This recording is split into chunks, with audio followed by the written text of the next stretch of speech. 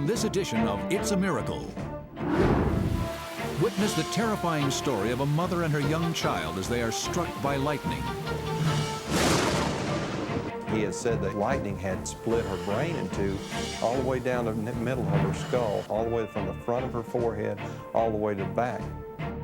See the mysterious circumstances that brought her back to life. Then, a man is trapped inside the cockpit of a burning plane. Can someone 2,000 miles away come to his rescue? A young woman struggles for her life as she is pulled out to sea by a deadly riptide. There's only one thing that can save her, but he can't see what is happening. Plus, an unexplained vision. She said, well, that's the lady that was in my dream. And, I became real emotional about it. Discover the message that changed 2 lives forever. And a young boy is lost in the wilderness of the Colorado Rockies. Rescue teams know he is not equipped to survive through the night. All you can think about is he's out there, lost, he's cold, he could be dying.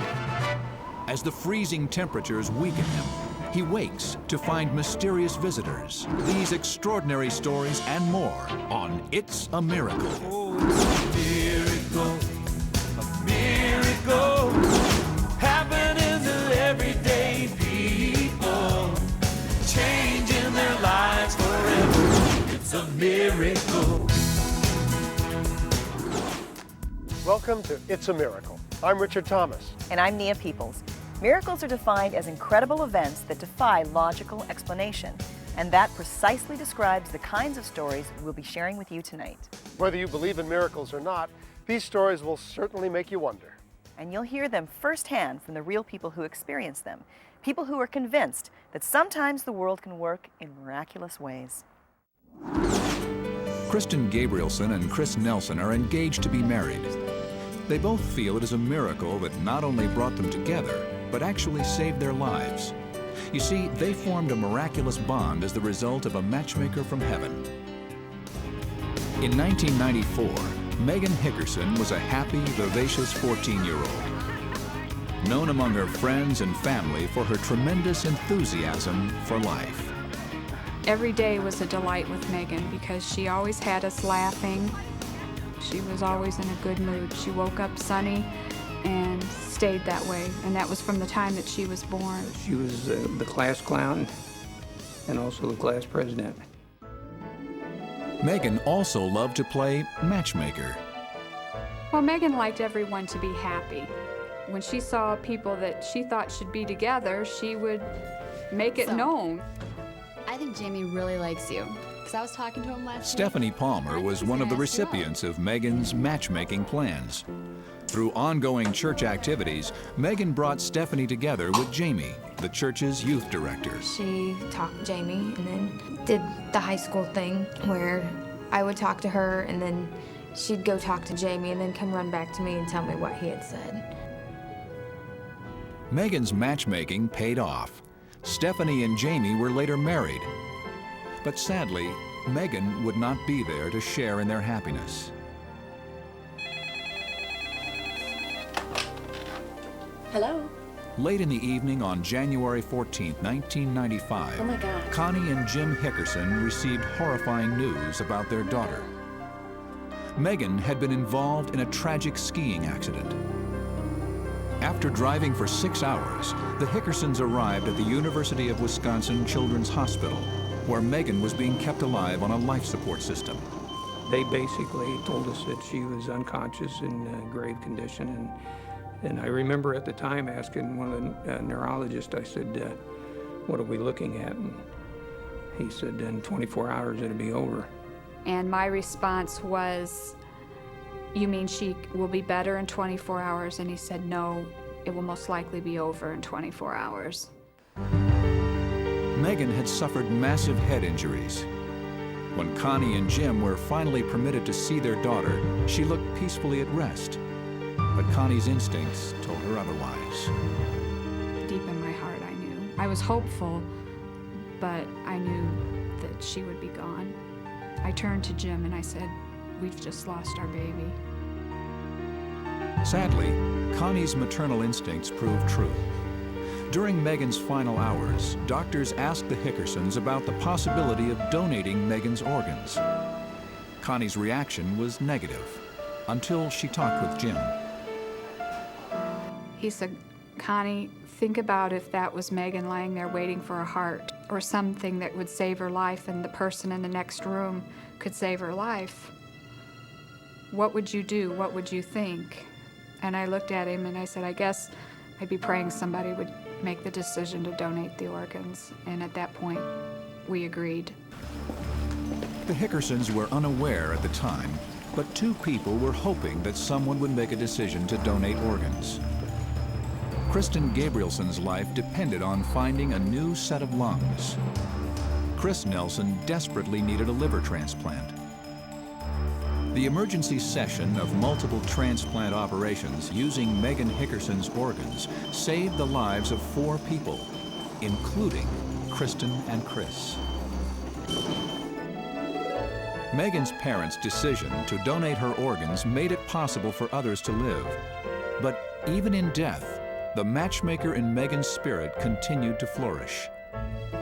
A year after meeting in 1995 at an organ transplant symposium, the two recipients met again at a bowling fundraiser and began dating. There, a romance began to bloom. I think it was comforting for both of us to talk to each other, and after a while we just kind of fell in love.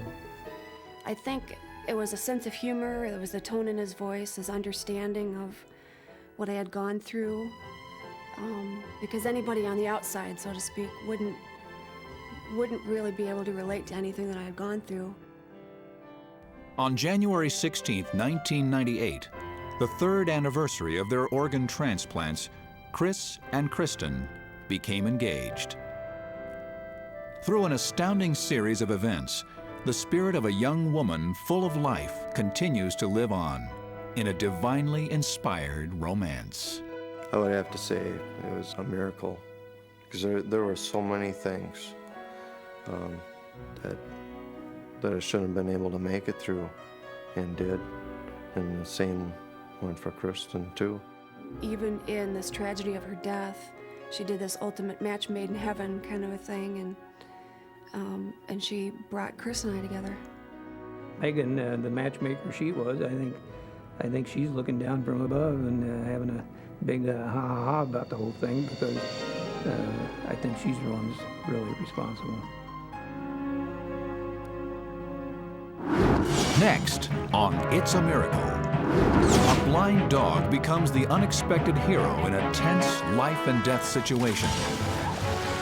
And later, a plane crashes hundreds of miles from civilization, and the 2 men on board find themselves in the middle of an inferno. When It's a Miracle continues.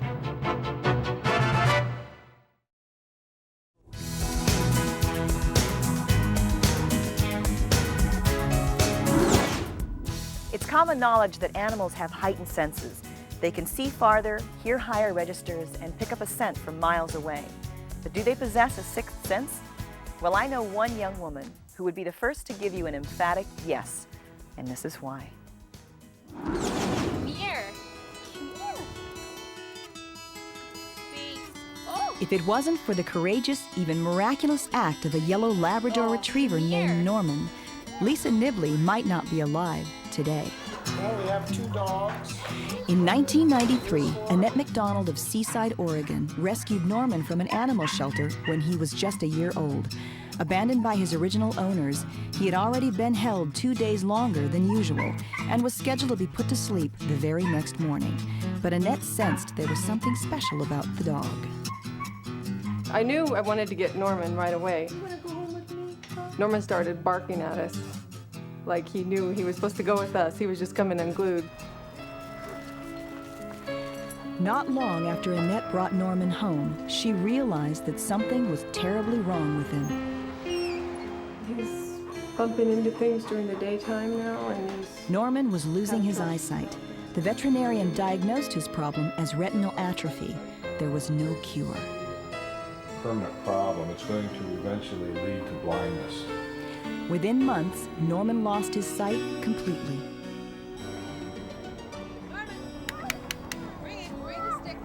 But Norman took his blindness in stride. Norman was able to adjust to his eyesight really well. Norman! Norman, come! Come here. He was still the same happy, enthusiastic dog that everybody loved. Come over here. Over here. The blindness limited Norman's mobility, but on the open beach near the McDonald's home, he could still run free. The nearby Nakanicum River is a tidal estuary. Its outlet to the Pacific is a trickle at low tide, but when the tide comes in, it fills up like a bay. In July of 1996, 15-year-old Lisa Nibley and her younger brother Joe arrived on vacation. They had visited this beach every summer for the past 3 years. Both were excellent swimmers, and their parents trusted they could handle themselves in the waters.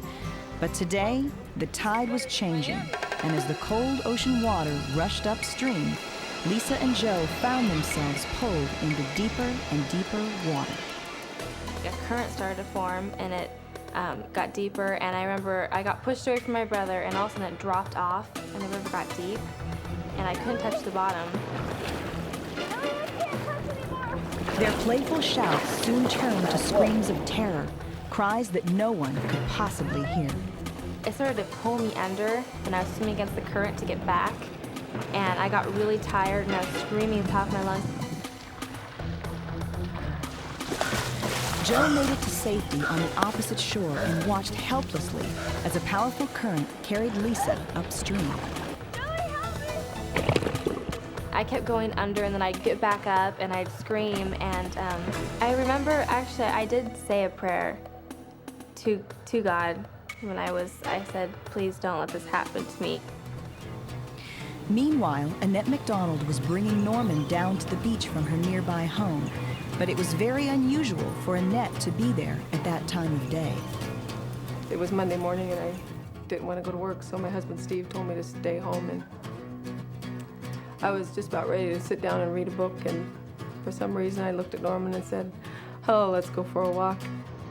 All of a sudden, he cocked his head and started barreling down the beach, and I'd never seen him run like that before. The blind dog raced over 150 yards down the beach. Over the roar of the water, he had heard something that no human ear could detect. Guiding on Lisa's voice, Norman fearlessly paddled straight toward the drowning girl. I know someone's swimming to me. I realized that everything's going to be okay. I'm going to be all right. But when she stopped screaming, Norman lost his bearings. By now, Lisa's strength was gone, and she began to be swept away. I started hyperventilating. I wasn't breathing well, and I got really weak. From the shore, Annette desperately yelled out to her, telling her to call Norman's name. I'll help you! His name's Norman!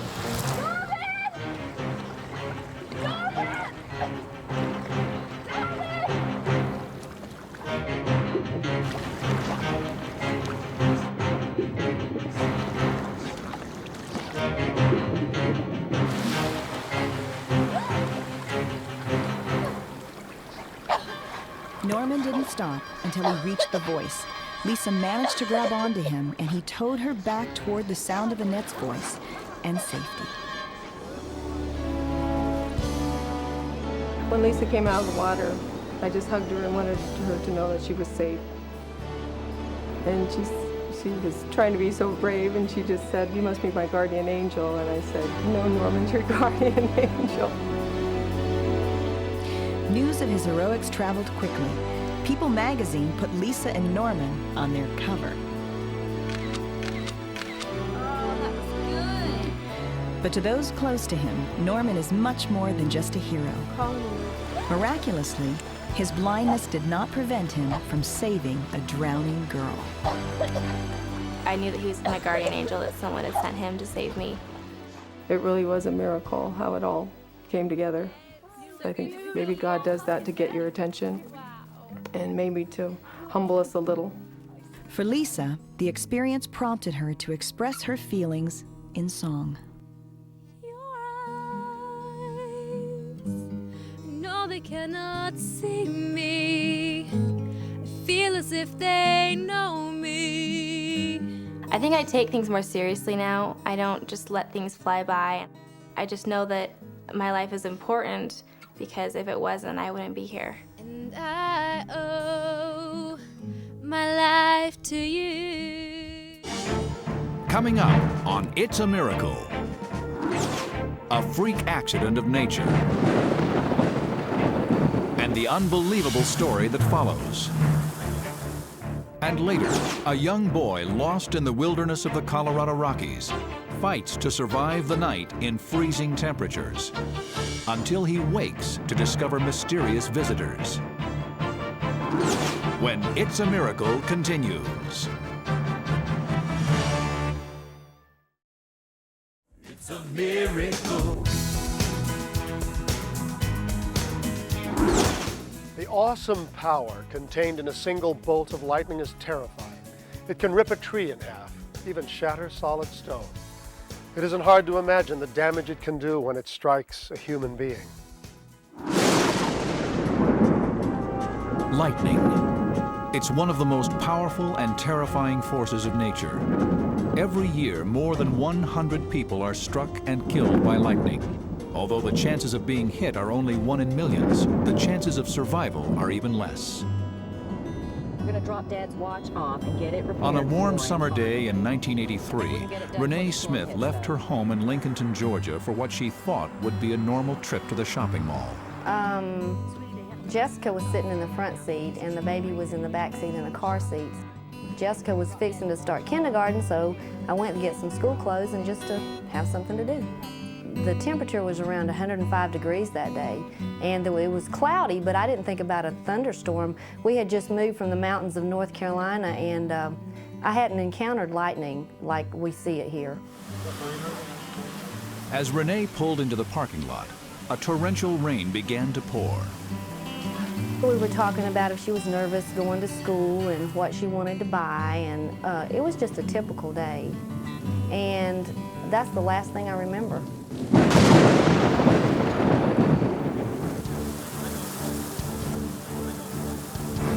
30,000 volts of electricity hit Renee's car, striking her in the head and tearing into her right temple. The sheer force of the lightning bolt threw young Jessica to the ground, frightened but not injured. And baby Sarah escaped unharmed. By the time paramedics arrived on the scene, bystanders had already begun CPR on Renee. EMT Paul Watson found her totally lifeless. Renee was in a condition that was very close to biological death. She was clinically dead. Renee was initially resuscitated after she was moved to the ambulance. Everybody clear? Clear? Clear. Renee wasn't breathing, and the only thing keeping her alive was an artificial respirator. We had no idea what kind of damage her brain had sustained as a result of the lightning strike. She was rushed to a local hospital. Her heart was beating on its own, but she had no signs of consciousness. She had no eye movement. She had no signs of life whatsoever. When Renee's husband, Fred, arrived at the hospital, he found his wife on life support. The doctor explained that her injuries were so severe, she had almost no chance of survival. He had said that lightning had split her brain in two, all the way down to the middle of her skull, all the way from the front of her forehead, all the way to the back. The extent of her injuries left Renee in critical condition, with no sign of improvement. 2 days later, while relatives and neighbors held a prayer vigil outside her room, Renee's friend Don Fletcher experienced something he'll never forget. And when I felt their presence, I saw them three figures come up out of the floor, and I didn't realize what they were to start with until they started going to the wall, and I could see that it was angelic beings. I figured they were guardian angels, and the main purpose was to save lives. Later, Renee's husband learned about this incredible event. I knew her condition, but I knew God was doing something miraculous.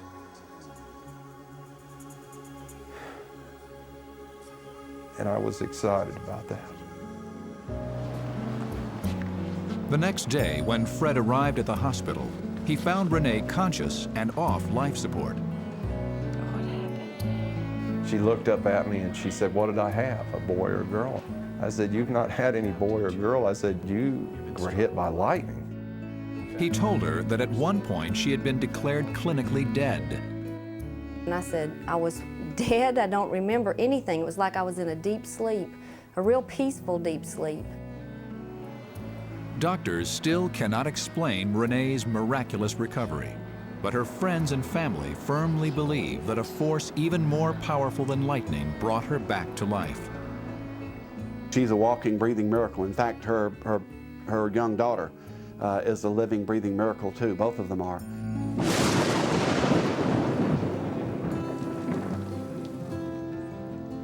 Today, when Renee and her family look back on their horrifying experience, they feel a sense of peace and protection. And Renee, once given up for dead, has a new and profound sense of the power of miracles. I've always believed in miracles. I just didn't realize that, I could have one, I guess. And then when it happened to me, I realized that miracles happen to everyday people. Coming up next on It's a Miracle. A small plane crashes hundreds of miles from civilization, and the two men on board find themselves in the middle of a raging inferno. And a miracle. And later, a mysterious dream and the message that changed one woman's life. All that and more when It's a Miracle continues.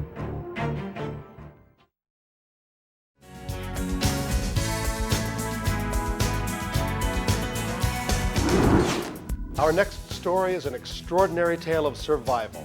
It takes place in a wilderness so distant and remote that when disaster strikes, no one can possibly come to the rescue. And yet someone does. But who? And how? Many people are afraid to fly in small planes. They're light, fragile, and unstable in bad weather. But in Alaska, with its great stretches of raw wilderness, people depend on these planes for everyday transportation, always trusting that cautious flying will see them through. But as one man from Anchorage discovered, sometimes it takes more than caution to survive a disaster in the Alaskan outback. It began as a hunting and fishing adventure. Scott Weber and his friend pilot Gary Franklin had flown a bush plane hundreds of miles from civilization to try their luck in the wilderness. The site was so remote that the only place to land or take off was a narrow river sandbar. Bad weather had set in, and they decided to leave early. Violent and unpredictable winds meant that every pound of weight could mean the difference between life and death during takeoff. So Gary took great care in loading the plane. Because an airplane's ability to fly depends upon how heavy the airplane is, and because this runway was so short, that I decided to make the airplane as light as I possibly could. Gary was so concerned about the plane's weight that he gave Scott a chance to stay behind, offering to ferry the equipment out first and return for him later. I really wanted to get back home, so I told him no, I wanted to go with him. To me, it was another takeoff and landing. I trusted Gary's ability and his flying, and I took all that into consideration.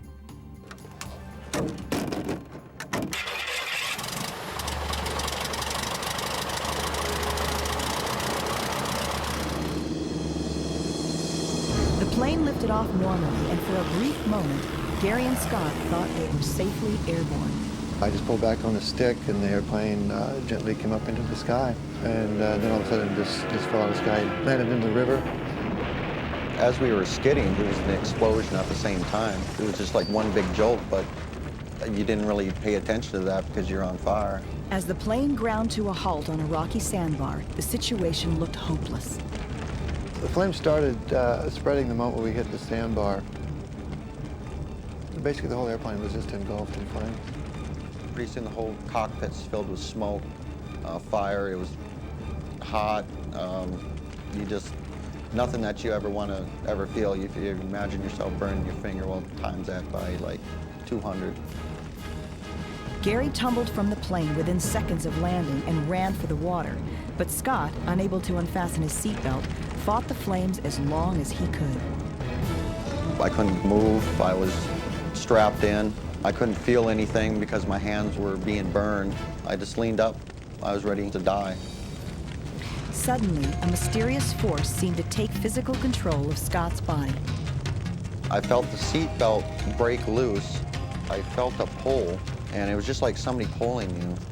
I didn't see anything. I didn't hear anything.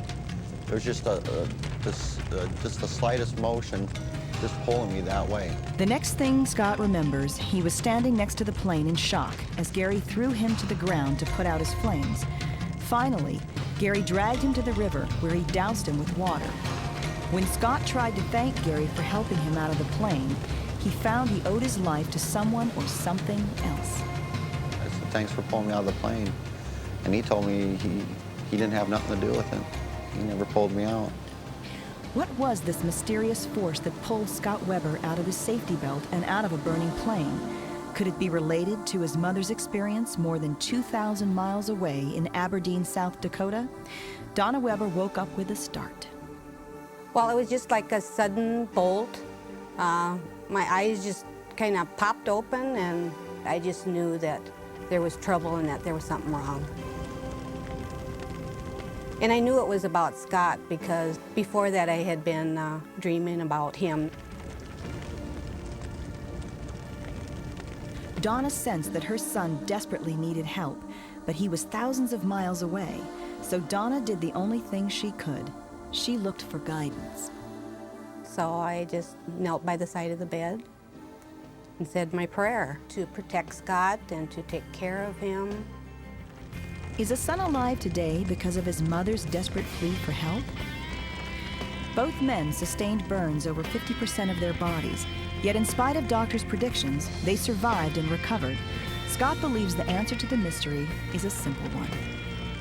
I've always believed in miracles, and I just didn't think that one was ever going to happen to me.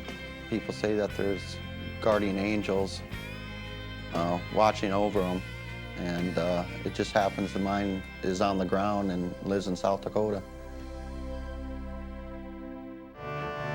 Coming right up on It's a Miracle. A rescue team searches through the night in the Colorado high country for a young boy lost in the freezing darkness. Discover his mysterious visitors next on It's a Miracle.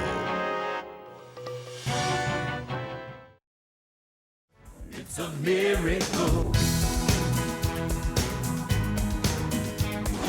Very few people can explain the mysterious behavior of some animals, and even fewer can explain what you're about to see. It's the story of a boy who nearly dies in the woods and is saved by the very animals he set out to hunt. The Eagle's Nest Wilderness Area in Colorado's Rocky Mountain National Forest is known for its rugged beauty. But among search and rescue teams like Patty and Dan Burnett, it is also known for its dangerous and unpredictable changes of climate. The weather can change dramatically, especially when you get above 10,000 feet. You can be on one side of the mountain and you're heading up toward the ridge, and suddenly you get to the top of the ridge and you see the storm coming in from a distance, and in no time at all, you can be in big trouble. In 1992, an amazing event would occur in these mountains, something even more unpredictable than the weather. The great nesting area just over that ridge there. Derek Patton and his young son Ryan had visited the mountains for a day of hunting. But sometime in the morning, Ryan became separated from his father.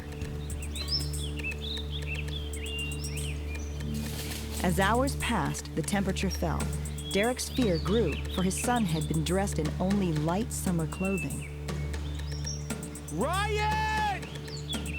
Around about 3 o'clock, I decided that I better go down and get someone up here to help search.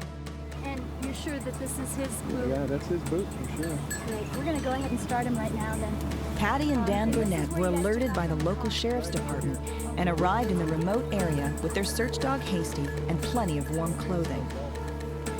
When they learned that Ryan had been dressed for summer when he disappeared, one terrifying word stuck in their minds: hypothermia. Hypothermia is a really insidious thing. People can die in the summertime with hypothermia as well as in the winter. All that has to happen with the human body is your core temperature drop a few degrees and your body will shut down and you'll die. Ryan! After hours of searching, there was still no sign of Ryan. Ryan! And to add to the nightmare, snow began to fall. There's no way that he's in this quadrant here. What do you think, Scott? No, I don't think he's in here. I really hope he found a place to shelter tonight, because I don't think we're going to find him this evening. With hope fading, the search had to be called off for the night. Hard to just sit and wait, because all you can think about is he's out there, lost, he's cold, he could be dying. He couldn't have gone over the ridge and made that much of a mistake. So The next morning, Patty and Dan were joined by another veteran tracker, Greta Sloan, and her dog, Cello. Ryan! Cello did pick up the scent fairly quickly, I suppose maybe after 30 minutes. And I followed him down the hill, and he outstripped me, and when I got to the bottom of the hill and got within sight of him, there he was.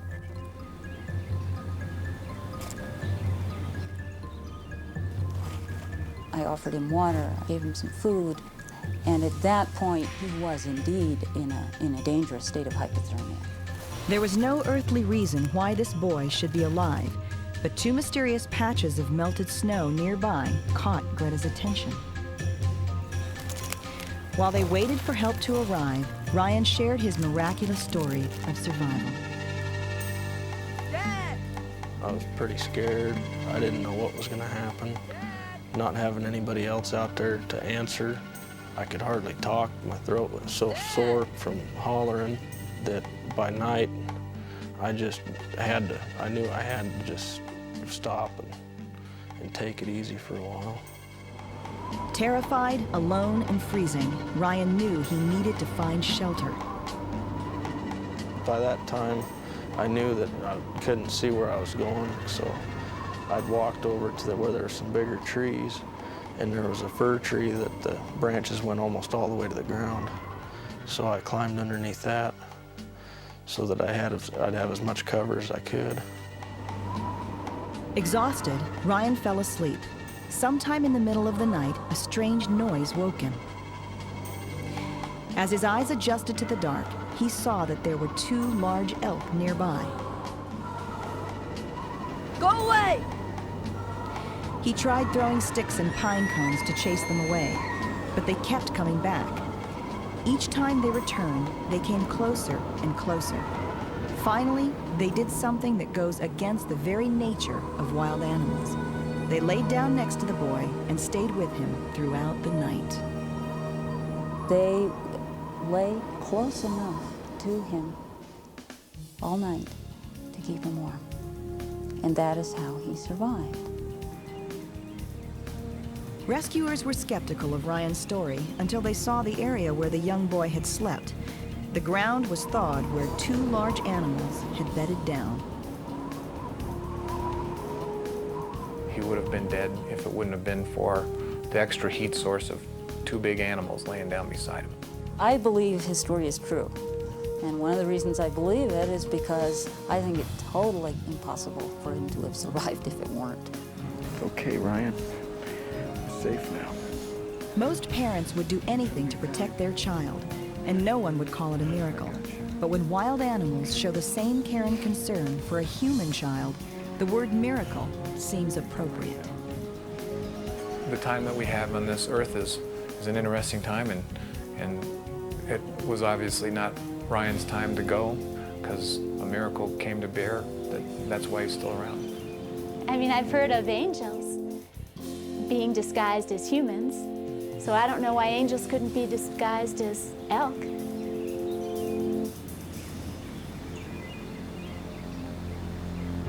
Next on It's a Miracle. An unexplained vision in the middle of the night. Find out the message that changed two lives forever. When It's a Miracle continues.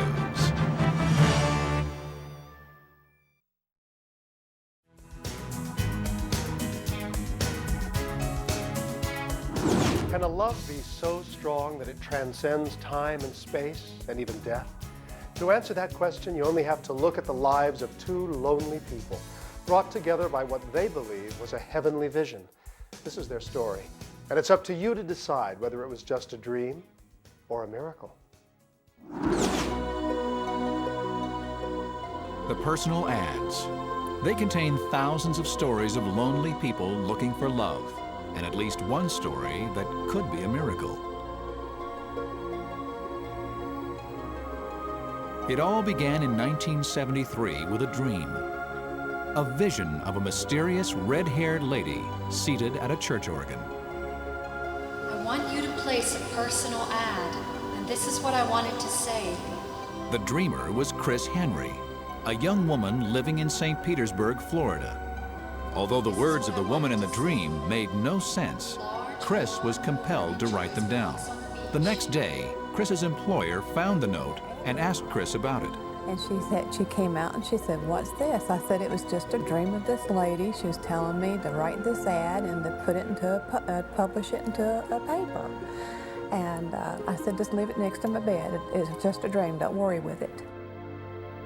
But Chris's boss took matters into her own hands and sent the note to the local classifieds.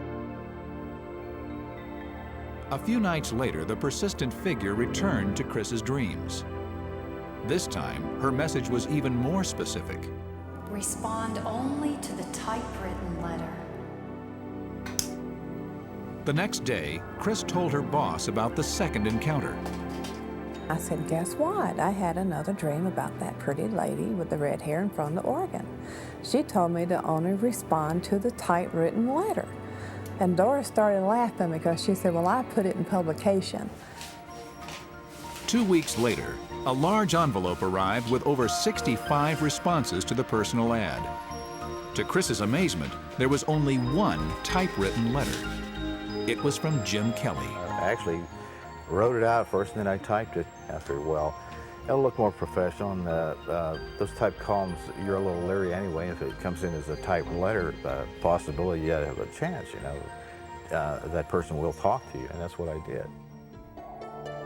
After several telephone conversations, Chris and Jim finally made a date to go dancing. When I first saw her, you know, it was just, she was so beautiful, and I said, well, this will be a one-shot date, because, you know, I said, I'm not going to be able to compete with this. When I saw him, he was the most romantic-looking man I'd ever seen in my life. There was something there, it was almost like a spiritual connection, because everything just clicked. Almost like a soulmate type situation. You'd found somebody you were very attracted to. If he would have said, "Do you want to marry me?" I'd say yes, right then and there. And that's how I felt. Chris and Jim fell deeply in love and were married 3 years later. The newlywed couple was very aware that a miraculous sequence of events had brought them together.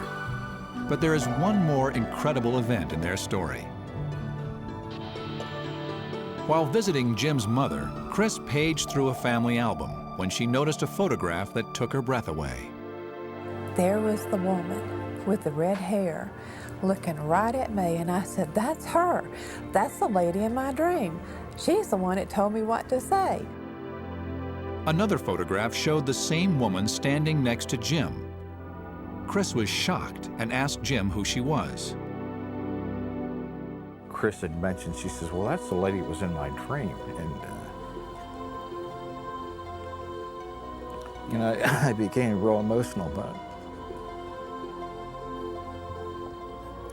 As I said, that's, you know, it's my wife died of cancer.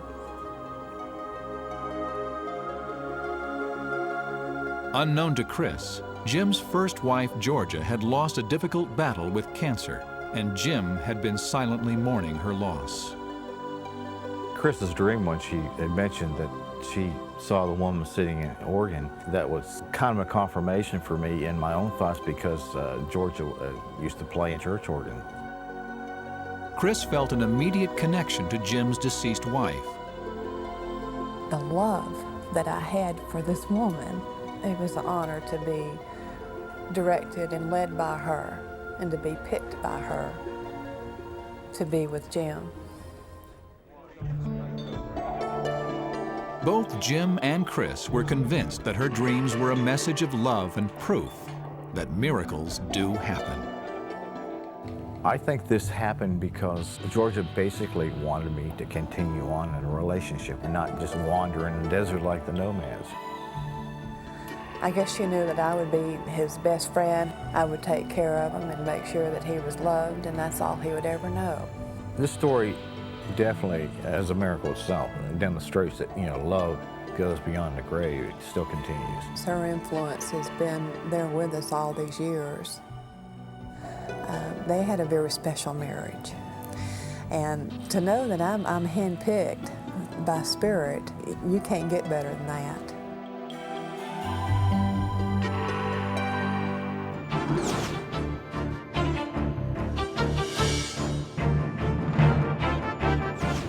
We hope you've been touched and inspired by the stories you've seen here tonight, and we have many more in store for you. Join us next time for more stories that prove that good things can happen despite overwhelming odds. And if you ever find yourself at a loss to explain something extraordinary that's happened to you, well, you're not alone. You just might have been touched by a miracle. Good night, everybody. See you next time.